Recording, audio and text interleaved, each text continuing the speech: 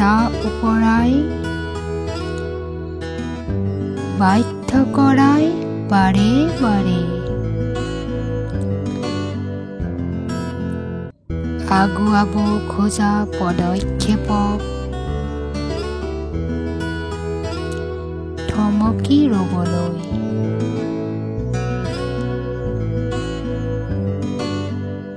ধেমালিবোৰতো কেতিয়াও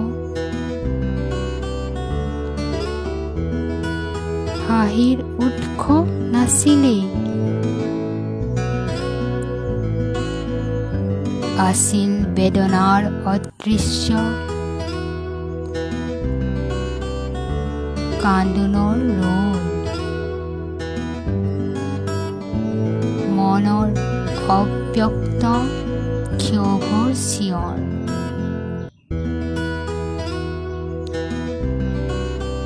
মানসিক দূৰত্বৰ নতুন পথৰ